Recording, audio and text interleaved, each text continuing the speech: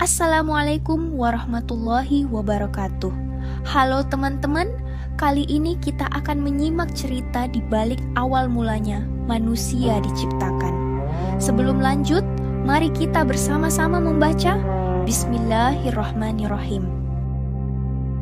Sebelum manusia ada, sebuah keputusan besar telah ditetapkan di langit. Malaikat bertanya, iblis membangkang, dan dari tanah yang sederhana, lahirlah makhluk bernama manusia.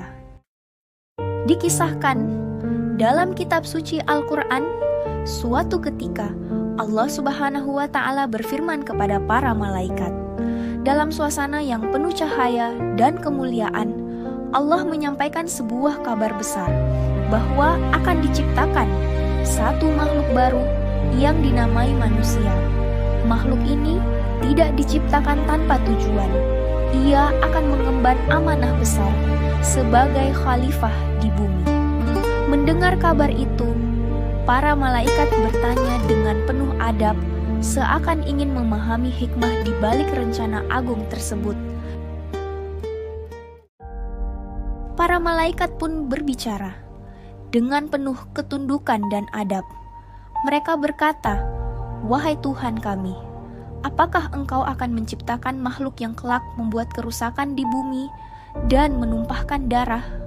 Mereka mengetahui bahwa makhluk yang memiliki kehendak bebas bisa saja terjerumus dalam permusuhan dan pertikaian. Sementara itu, para malaikat senantiasa bertasbih, memuji, dan mengagungkan Allah tanpa henti.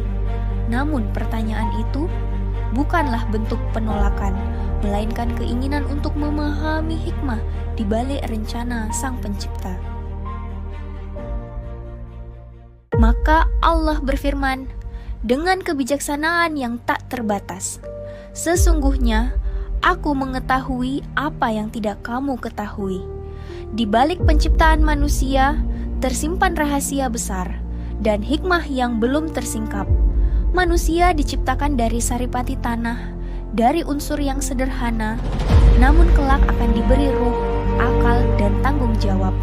Sebagaimana disebutkan dalam Al-Quran, surah As-Sajdah ayat 7 hingga 9, bahwa Allah menyempurnakan penciptaan manusia, lalu meniupkan ke dalamnya ruh darinya. أحسن كل شيء خلقه وبدأ خلق الإنسان من طين ثم جعل نسله من سلالة من ماء مهين ثم سواه ونفخ فيه من روحه وجعل لكم السمع والأبصار والأفئدة قليلا ما تشكرون. Setelah Nabi Adam diciptakan dan disempurnakan, Allah memerintahkan para malaikat dan iblis untuk bersujud kepadanya. Maka para malaikat pun segera tunduk tanpa ragu, tanpa membantah. Mereka taat sepenuhnya kepada perintah Allah. Namun tidak demikian dengan iblis. Ia menolak. Dengan kesombongan di dalam hatinya, ia berkata, "Aku lebih baik darinya. Engkau menciptakanku dari api, sedangkan dia dari tanah." Dan sejak saat itu, kesombongan menjadi awal dari kejatuhannya.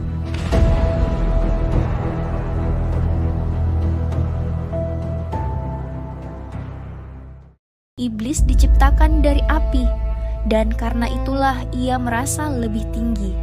Ia memandang tanah sebagai sesuatu yang hina, sementara dirinya berasal dari unsur yang menyala dan kuat.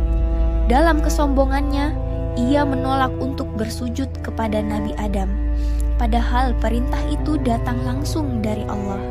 Sebagaimana disebutkan dalam surah Al-Baqarah ayat 34. "Sujudlah kamu kepada Adam, maka sujudlah mereka kecuali iblis. Ia enggan dan takabur, dan ia termasuk golongan orang-orang yang kafir." Dan sejak saat itu, kesombongan menjadi sebab kehancurannya. وَإِذْ قُلْنَا لِلْمَلَائِكَةِ اسْجُدُوا لِآدَمَ فَسَجَدُوا إِلَّا إِبْلِيسَ أَبَى وَاسْتَكْبَرَ وَكَانَ مِنَ الْكَافِرِينَ. Kelancangan iblis dalam membangkang menjadikannya terusir dari kemuliaan. Ia telah durhaka dan kesombongannya membawanya jatuh. Maka ia diperintahkan keluar dari surga, terusir dari rahmat Allah. Namun alih-alih bertobat, iblis justru semakin tenggelam dalam kebenciannya. Ia bersumpah akan menggoda Nabi Adam dan seluruh keturunannya. Ia berjanji akan menyesatkan mereka dari depan dan belakang, dari kanan dan kiri. Dan ia ingin manusia menemaninya dalam kesengsaraan yang abadi. Nabi Adam dianugerahi usia yang panjang oleh Allah. Dalam berbagai riwayat disebutkan, beliau diberi umur hingga 1000 tahun. Sebuah umur yang panjang, penuh pengalaman dan pelajaran. Namun dalam sebuah hadits yang diriwayatkan oleh Abu Hurairah, diceritakan bahwa Nabi Adam pernah melihat salah satu keturunannya yang kelak menjadi nabi. Dialah Nabi Daud. Ketika diperlihatkan kepadanya usia Nabi Daud yang lebih pendek, Nabi Adam pun memberikan 40 tahun dari umurnya untuk sang nabi tersebut. Sebuah kisah yang menunjukkan kemuliaan hati dan ketetapan takdir Allah yang telah tertulis sejak awal. Pada suatu ketika, Nabi Adam melihat sebuah cahaya yang berkilau, bersinar indah di antara kedua matanya. Ia pun bertanya, "Wahai Tuhanku, siapakah cahaya itu?" Maka Allah menjawab bahwa cahaya itu adalah salah satu dari keturunannya, seorang manusia dari umat akhir zaman. Dialah Daud. Nabi Adam pun bertanya tentang umurnya.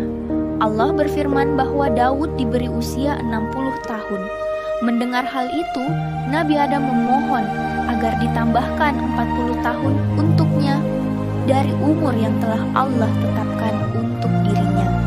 Sebuah kisah yang menunjukkan kasih, kemuliaan, dan ketetapan takdir yang telah tertulis sejak awal penciptaan.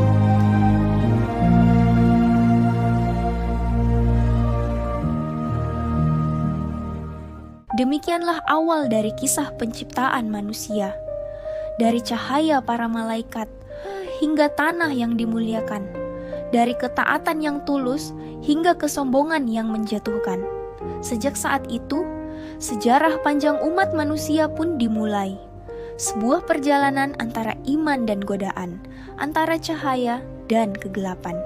Dan sumpah iblis untuk menyesatkan manusia belumlah berakhir. Kisah ini akan berlanjut ketika Nabi Adam dan Hawa menghadapi ujian pertama mereka di surga. Bagaimana awal mula manusia turun ke bumi? Apa yang sebenarnya terjadi di taman keabadian itu? Nantikan kelanjutannya dalam bagian berikutnya. Jika teman-teman suka dengan cerita ini, jangan lupa subscribe, like, dan juga share ke teman-teman kalian ya, agar lebih semangat lagi untuk membawakan cerita selanjutnya. Wassalamualaikum warahmatullahi wabarakatuh.